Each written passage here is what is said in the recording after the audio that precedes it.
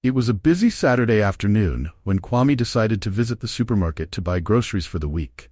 He was a logistics manager at Golden Horizons Limited, and his days were usually packed with work. As he reached for a bag of rice on the shelf, he accidentally bumped into a woman holding her son's hand. Groceries fell to the floor, scattering everywhere. "Oh no, I'm so sorry," Kwame exclaimed, quickly crouching to pick up the items. The woman smiled warmly, kneeling to help. "It's all right," she said softly, her tone calm and forgiving. Her little boy clung to her skirt, wide-eyed but curious. Kwame smiled at the boy. "Hey buddy, did I scare you?"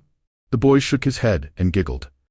As they finished gathering the groceries, Kwame learned that the woman's name was Amina, and her 6-year-old son was called Kojo. Kojo's bright eyes lit up as he looked at Kwame and asked, "Are you a superhero?" Kwame chuckled, adjusting his glasses. "No, just a regular guy who's clumsy with groceries," he joked. Amina laughed gently, and they all moved to the checkout line together. While waiting in line, they chatted briefly. Kwame explained he worked in logistics, which Kojo found fascinating. "Do you move cool stuff like toys?" the boy asked, his excitement contagious. "Not toys, but I do help deliver important things," Kwame replied, amused by the boy's curiosity. After paying for their groceries, Kwame noticed a small park near the supermarket. He hesitated before suggesting, "Would you like to sit and grab some coffee? There's a cafe right there." Amina hesitated, glancing at Kojo, who was already tugging at her hand, excited by the idea of playing in the park. "Okay, just for a little while," she said with a smile. They walked over, and while Kojo ran off to play on the swings, Kwame and Amina found a bench near the playground. Their conversation flowed naturally as they sipped their coffee. Kwame talked about his job, and Amina shared that she worked in administration. "It's not the most exciting job, but it pays the bills," she joked. Kwame admired her down-to-earth attitude and the way she kept an eye on Kojo while talking to him. Their peaceful moment was interrupted by the sound of a sleek black car pulling up nearby. A tall, sharply dressed man stepped out, his eyes narrowing as he spotted them. It was Kweku, Amina's ex-partner and Kojo's father, his jaw clenched as he approached. "Amina, what's this?" he demanded angrily, ignoring Kwame entirely. Amina stood quickly, shielding Kojo from the tension. "Kweku, not here. Kojo is playing," she said firmly, her voice calm but strong. Kweku's gaze shifted to Kwame, filled with suspicion and jealousy. "I'll call you later," he muttered coldly before walking away. Amina turned back to Kwame, apologizing. "I'm so sorry about that. He's Kojo's father." Kwame smiled kindly. "No need to explain. I just hope you're okay." Amina nodded, though her eyes betrayed her exhaustion. As they left the park, Kwame couldn't help but admire Amina's strength and grace despite the awkward situation. Amina arrived home with Kojo after the unsettling encounter with Kweku. As she unlocked the door, her mind was racing with emotions she tried to hide from her son. Kojo happily skipped inside, clutching the small toy Kwame had given him before they left the park. "Look, Mama, it's a dinosaur," he exclaimed, holding it up proudly. Amina forced a smile and nodded. "That's wonderful, Kojo. Why don't you go play with it in your room?" she said softly. Once Kojo was out of sight, the weight of the day hit her. She slumped onto the couch, her heart heavy. The memories she had tried so hard to bury began surfacing, and tears streamed down her face. She thought back to the day her parents died in a car accident 6 years ago. Amina had been just 22 at the time, full of hope and dreams for the future. The tragedy shattered her world, leaving her lost and vulnerable. It was during this dark period that Kweku came into her life. At first, he was her rock, helping her grieve, offering support, and making her feel like she wasn't alone. She fell deeply in love with him, believing they would face life's challenges together. When she discovered she was pregnant with Kojo, she was overjoyed, thinking it would strengthen their bond. But things didn't go as planned. Kweku began pulling away, and their once loving relationship became distant and cold. Amina's mind replayed the night she caught Kweku with another woman. She had come home early from work, excited to share some good news, only to find him laughing and embracing someone else in their apartment. Her heart broke into 1,000 pieces. When she confronted him, Kweku dismissed her pain, blaming her for not being the kind of woman he needed. "You're too simple, Amina," he had said coldly. "You don't dress like someone who's part of my world." His words stung, but his betrayal hurt more. Amina left him that night, taking Kojo and the few belongings she could carry. She vowed never to depend on him again. The next morning, as sunlight streamed through the windows, Amina heard a knock at the door. It was Kweku, standing on the porch with a bouquet of flowers. "Amina, I'm sorry for yesterday," he began, his voice soft and apologetic. "I lost my temper, and it won't happen again." Amina looked at him with a mix of exhaustion and skepticism. "Kweku, it's not just about yesterday. It's about everything. You hurt me in ways I can't forget," she replied. Kweku begged her to reconsider, claiming that he was trying to be a better man. "What about Kojo?" he asked, trying to appeal to her sense of family. Amina sighed and finally said, "I forgive you, but that doesn't mean I'm ready to come back to you. You need to prove you've changed, for both Kojo and me." Kweku nodded, though his expression showed frustration. As he left, Amina closed the door and leaned against it, feeling emotionally drained. She wasn't sure if Kweku truly understood the depth of the pain he had caused, or if he was just trying to maintain appearances for his family. Either way, she knew she had to stay strong, not just for herself, but for Kojo, who deserved a stable and loving environment. Little did she know, her encounter with Kwame at the supermarket was about to lead her life in a completely new direction. Amina sat on her couch, staring at her phone. Kweku's apology still echoed in her mind, but deep down, she didn't trust it. It wasn't the first time he had begged for forgiveness, and his words always seemed more about himself than about her or Kojo. She needed a break from the turmoil, so when her phone buzzed with a message from Kwame, she smiled faintly. "Hey, I hope you and Kojo are doing well," the text read. Amina hesitated for a moment before replying, "We're good, thank you. Would you like to grab coffee sometime?" Kwame's response was almost immediate. "I'd like that." A few days later, Amina met Kwame at a quiet restaurant after work. She felt nervous as she approached their table, unsure if she should apologize for the awkwardness during their first meeting. Kwame greeted her warmly, putting her at ease. "It's good to see you again," he said, his smile genuine. Amina quickly apologized for the incident at the park. "I'm sorry for the drama the other day. I didn't mean to drag you into it," she said. Kwame shook his head. "You don't have to apologize. Life happens, and I'm glad I could help, even a little." His kind words made Amina feel lighter, and soon they were chatting like old friends. Their conversation flowed easily as they shared stories about their lives. Kwame talked about his job at Golden Horizons, explaining how he managed shipments and dealt with logistical challenges. Amina admired his passion and dedication to his work. When he asked about her job, she kept her answers simple, saying she worked in administration. She avoided mentioning her wealth or her family's business, wanting him to see her as the person she was now, not the person defined by her past. By the end of the evening, Amina felt a warmth she hadn't experienced in a long time. They exchanged phone numbers and promised to stay in touch. Not long after, Kwame visited Amina and Kojo at their home. When he stepped inside, he was struck by the simplicity of the place. Despite its size and elegance, the house felt humble and welcoming. Kojo ran to greet him, holding up a picture he had drawn. "Look, Mr. Kwame, it's a dinosaur!" the boy exclaimed. Kwame knelt down to admire the artwork, his laughter filling the room. Amina watched them with a soft smile, feeling grateful for the moment of peace. As Kwame sat on the couch, he couldn't help but wonder about the house. Its beauty suggested wealth, but Amina carried herself with humility, never showing signs of extravagance.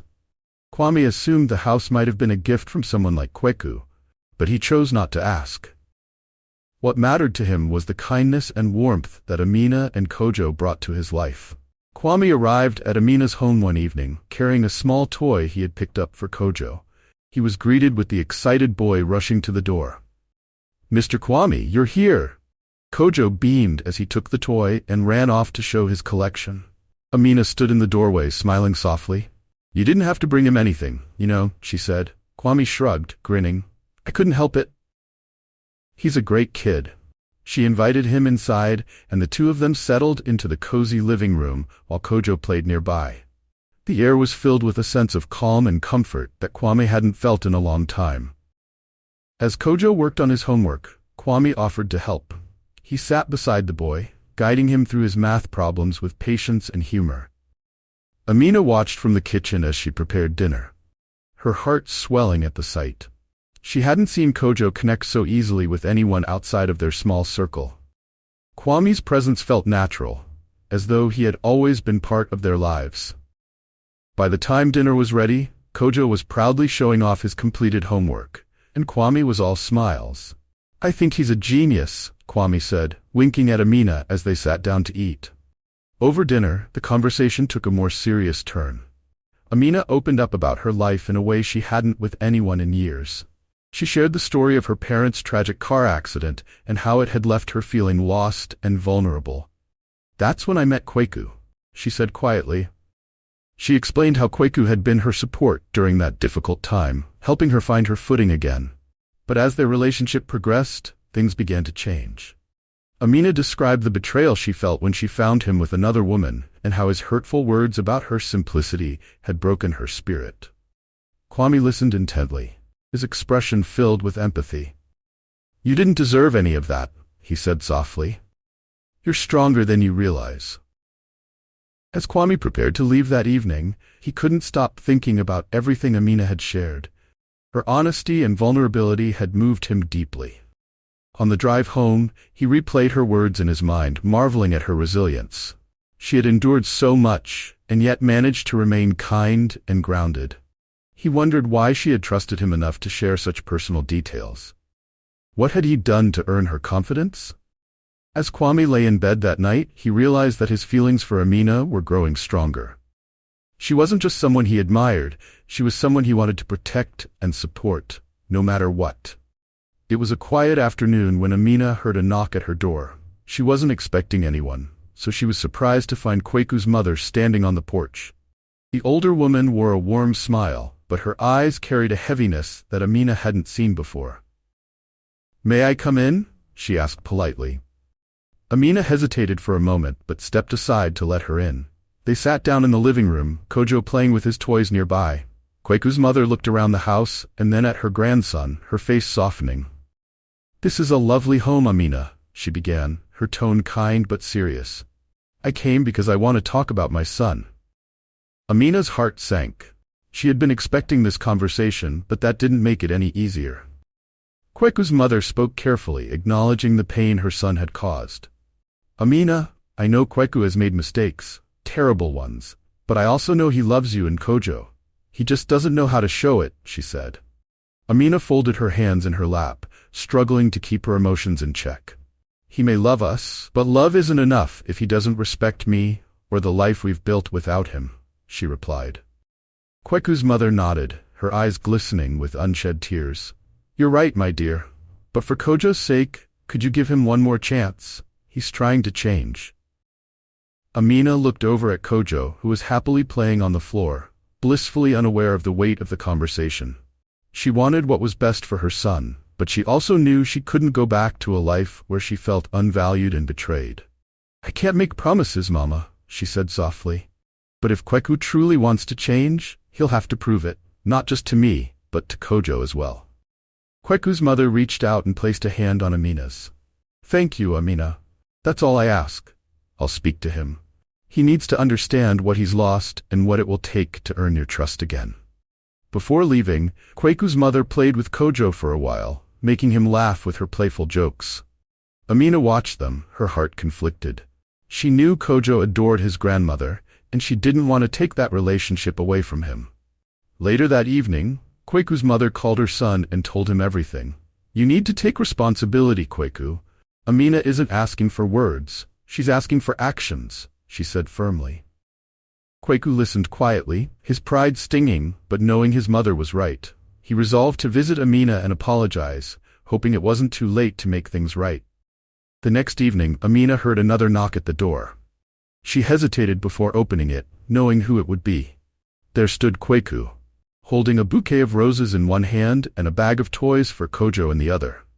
His face was unusually solemn, lacking the arrogance she had grown used to. "May I come in?" he asked, his voice soft. Amina nodded reluctantly, stepping aside to let him in. Kojo peeked from behind the couch and lit up at the sight of his father. "Daddy!" he shouted, running to hug Kweku. For a moment, the tension in the room eased as Kweku knelt to embrace his son. After settling Kojo in his room with his new toys, Amina returned to the living room where Kweku was waiting. He sat on the edge of the couch, clutching the bouquet as if it were a shield. "Amina, I came here to apologize," he began, his voice shaky but earnest. "I know I've hurt you in ways I can't undo. I've made mistakes, big ones, and I'm ashamed of how I treated you." Amina crossed her arms, her expression unreadable. "You've apologized before, Kweku. What makes this time different?" she asked. Kweku sighed deeply, placing the flowers on the table. "Because this time, I know I've lost you, and I hate myself for it." Amina softened slightly at his words, but remained cautious. "It's not just about me, Kweku. It's about Kojo. He needs stability, and I can't let him grow up thinking it's okay to treat people the way you treated me," she said firmly. Kweku nodded, his gaze dropping to the floor. "You're right," he admitted. "I've been selfish, and I let my pride ruin what we had. I want to do better. For Kojo, for you, for all of us." His sincerity was clear, but Amina couldn't ignore the lingering doubts in her heart. "Actions speak louder than words, Kweku," she said after a long pause. "If you're serious about changing, you'll need to show it. Not just to me, but to Kojo." Their conversation was interrupted by Kojo running into the room with one of his new toys. "Mama, look what Daddy got me!"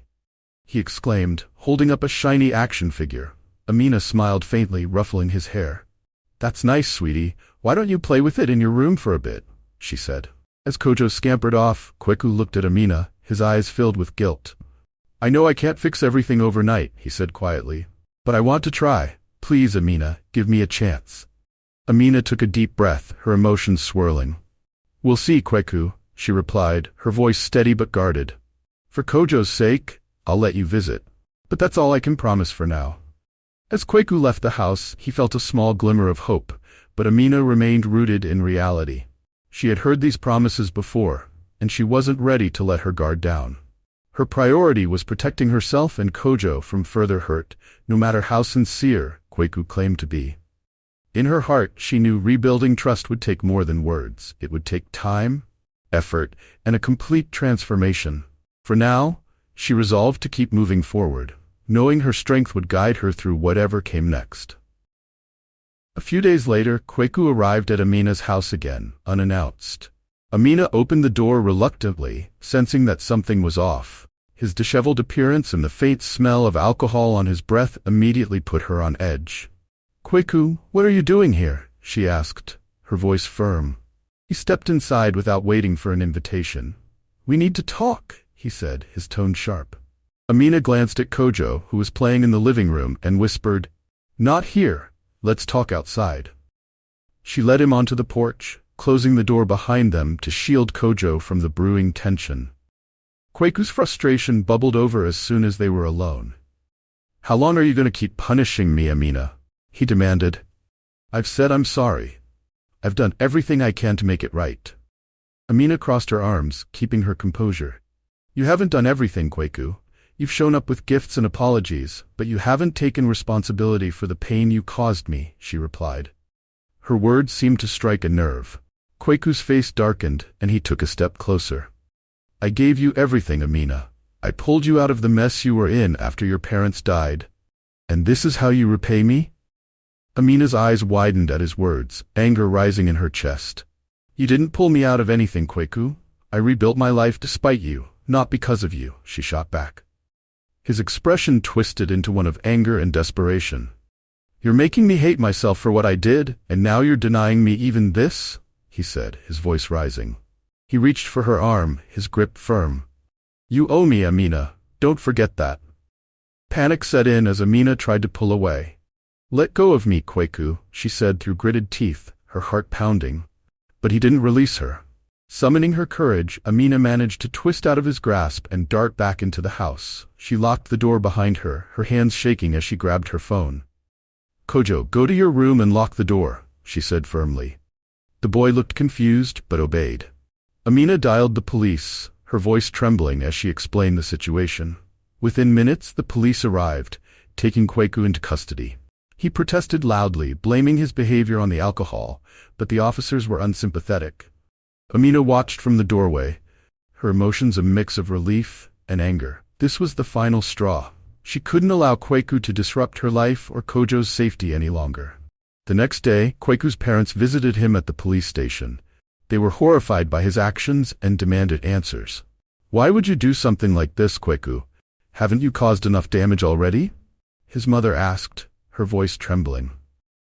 Kweku hung his head in shame, muttering that it was the alcohol. His father shook his head. Disappointment etched on his face. "You need to leave her alone, Kweku. You've lost her. Focus on being a father to Kojo." "If she even allows that," he said sternly. The police released Kweku on the condition that he stay away from Amina and her home. As he walked out of the station, the weight of his actions finally began to sink in. But for Amina, the ordeal was a turning point. She realized she needed to surround herself with people who truly respected and valued her. And Kweku was no longer one of them. It had been a quiet week since the incident with Kweku, and Amina was beginning to feel a sense of normalcy returning to her life. Kojo had adjusted well, and she focused on creating a safe and happy environment for him. One evening, as the sun began to set, there was a knock at the door. When Amina opened it, she found Kwame standing there, holding a small gift for Kojo. "I hope I'm not intruding," he said with a warm smile. Amina shook her head. "Not at all. Come in," she replied, feeling a sense of relief at his presence. Kwame had a way of making her feel calm and safe, something she deeply appreciated. They shared dinner together, with Kwame helping Kojo finish his plate while entertaining him with funny stories about work. The evening was filled with laughter and lightness, something Amina hadn't experienced in a long time. But as they finished cleaning up, a storm rolled in, and heavy rain began to pour. The sound of thunder made Amina's heart race. Memories of her parents' accident on a rainy night flooded her mind, and she gripped the edge of the counter. Kwame noticed her discomfort immediately. "Are you all right?" he asked gently. Amina hesitated before nodding. I don't like storms," she admitted. Seeing her unease, Kwame suggested staying until the rain eased. "I don't think it's safe to drive in this," he said. Amina reluctantly agreed, grateful for his understanding. As the rain continued to fall, Amina and Kwame settled in the living room. Kojo was tucked in bed, leaving them alone. Amina put on a movie, one of her favorites, and they sat together, sharing quiet moments of laughter at the scenes. "This movie always makes me smile," Amina said softly. Kwame nodded. "It's a good one. It reminds me of simpler times," he replied. Curious, Amina asked what he meant. Kwame hesitated before opening up about his life. He spoke about growing up with his grandmother in a small village, his struggles to find work in the city, and how his mother worked as a janitor to support him. "It wasn't easy, but it taught me a lot about perseverance," he said. Amina listened intently, her heart aching for the challenges he had faced. Moved by his vulnerability, Amina felt tears streaming down her face. She hadn't expected Kwame to share so much, but it made her feel closer to him. Without thinking, she leaned against his shoulder, seeking comfort in his warmth. Kwame, unsure of what to do, gently wrapped an arm around her, holding her as she cried. "Thank you," Amina whispered, "for being here. For being you." They stayed like that for a while, talking softly until Amina's tears stopped. Eventually, she drifted off to sleep, her head resting on Kwame's chest.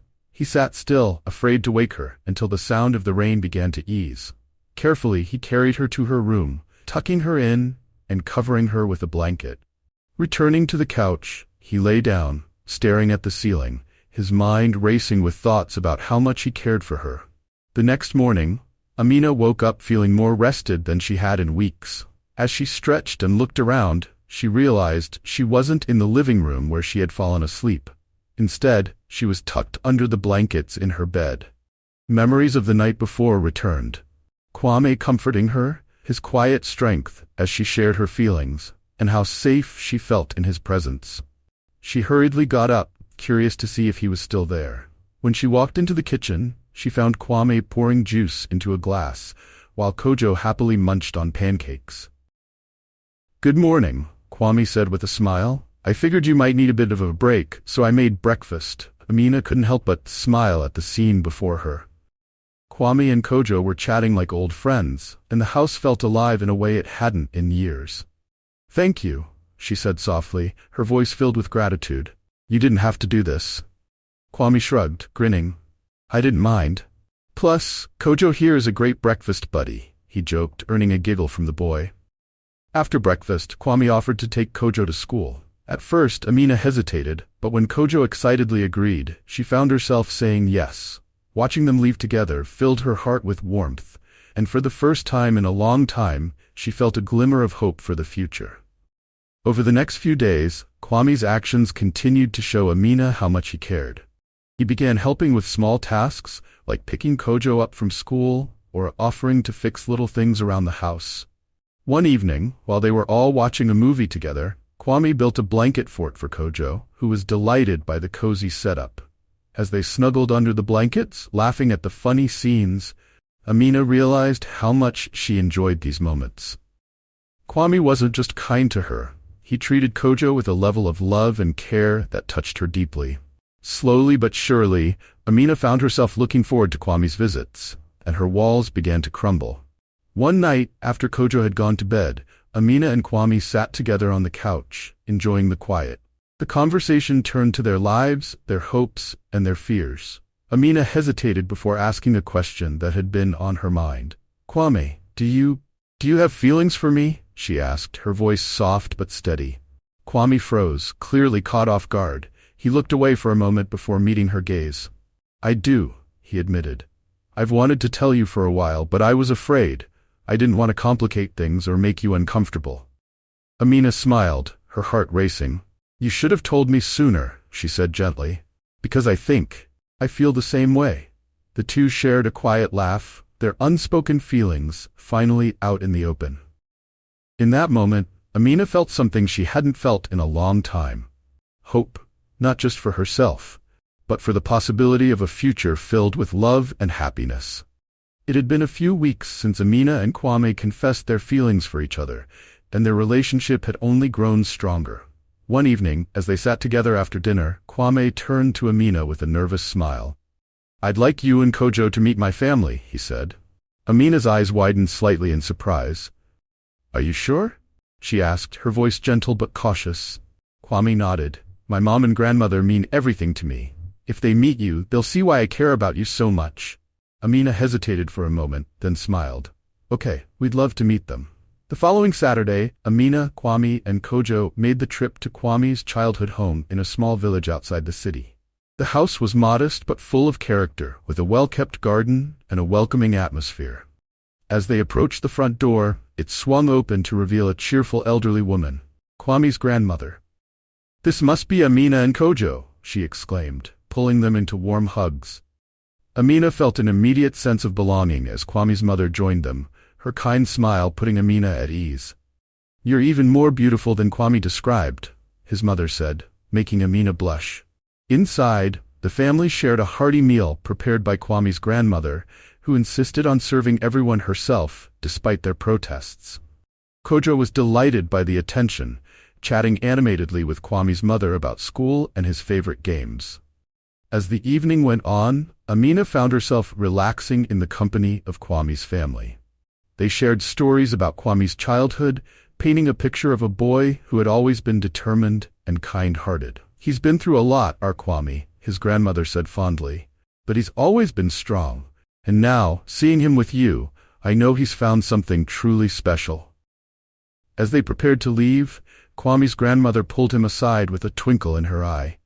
She's a keeper, Kwame. When's the wedding? She teased. Kwame chuckled nervously, glancing at Amina. On the drive back to the city, Amina turned to him with a thoughtful expression. Your grandmother asked about the wedding, she said softly. Kwame's hands tightened on the steering wheel as he glanced at her. What did you say? He asked. Amina smiled. I told her we hadn't talked about it yet. But maybe we should. Kwame's heart raced as he nodded. I'd like that, when the time is right. Later that week, Amina shared the news of her budding relationship with Kwame and their plans for the future with Kweku's mother. To her surprise, the older woman was genuinely supportive. You deserve happiness, Amina, she said warmly. And if Kwame is the one who brings it to you, then I'm happy for you. Amina felt a wave of relief, grateful for her support. For the first time in years, she felt like everything was falling into place. Little did she know the news of their relationship would soon reach Kweku, setting the stage for an unexpected confrontation. The weeks leading up to the wedding were a whirlwind of excitement and preparation. Amina and Kwame wanted something simple, yet meaningful, a celebration of love surrounded by close family and friends. They decided to hold the ceremony at a charming outdoor venue filled with lush greenery and colorful flowers.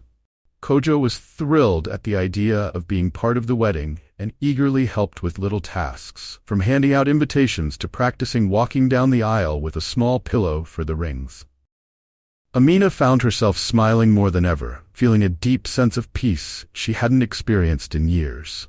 On the morning of the wedding, Amina stood in front of a mirror in her modest but elegant white gown. Her hair was swept up, and her face glowed with happiness. Kweku's mother, who had become a surrogate mother figure to her, walked into the room with tears in her eyes.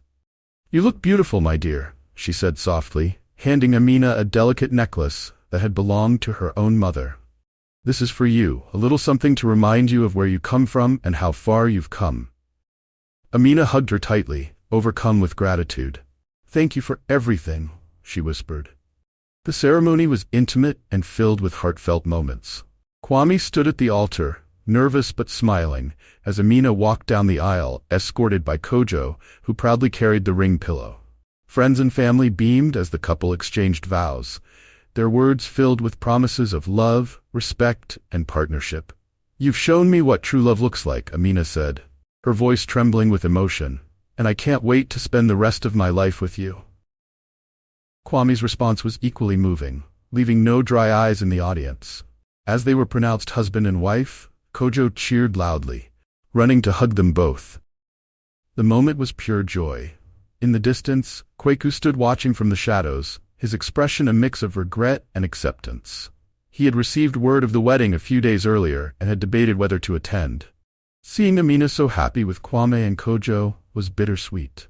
For the first time, he truly understood the depth of what he had lost, not just a partner, but a family. Kweku turned and walked away quietly, vowing to let them have the peace and happiness they deserved. At the reception, Amina and Kwame danced under twinkling lights while Kojo twirled around them, giggling with delight. It was a moment of unity, a family celebrating not just a wedding, but a new beginning. A few months later, Amina gave birth to a healthy baby girl. As Kwame held their daughter in his arms, surrounded by Amina and Kojo, he felt an overwhelming sense of gratitude. Their family was complete, and the future felt brighter than ever. Amina looked at Kwame and whispered, "We've come so far, haven't we?" He smiled and kissed her forehead. "And this is just the beginning." It had been a year since Amina and Kwame's wedding. Their home was now filled with the joyful sounds of family life. Kojo was thriving in school, and their baby daughter, Nana, had brought even more love into their lives. Kwame had grown into his role as both a husband and a father, and Amina couldn't have been happier. Their days were simple yet meaningful, filled with laughter, shared meals, and quiet evenings together. It was everything Amina had once thought impossible, but now it was her reality. One afternoon, there was an unexpected knock at the door.